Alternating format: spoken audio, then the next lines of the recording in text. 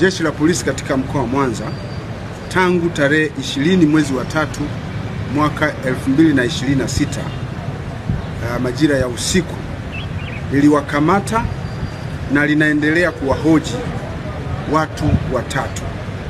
Watu hao watatu ni askari mgambo na wamekamatwa kwa tuhuma za mauaji ya kijana mmoja ambaye anaitwa Rashid Masunga Nyandonga.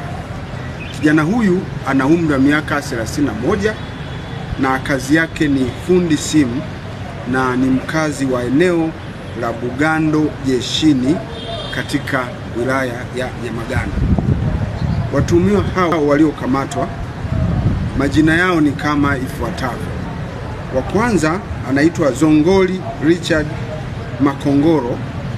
Huyu umri wake ni miaka 38 na kazi yake ni askari wa mgambo ambaye anafanya kazi katika kata ya Maina na ni mkazi wa Bugarika katika wilaya ya Nyamagana. Wa pili anaitwa Genge Chacha Mwita. Yeye umri wake ni miaka 45, pia ni askari mgambo ambaye hufanya kazi katika kata ya Igogo na mkazi wa mtaa wa Kambarage katika wilaya ya Nyamagana. Watatu. Kwa maendeleo ya sekta ya utalii na huduma za hoteli nchini, Parrot Hotel iliyopo Kaloleni katikati ya jiji la Arusha ni fahari ya Tanzania. Ina bwawa la kisasa la kuogelea na kupumzika kwa watu wa rika zote, mapokezi yenye ubora.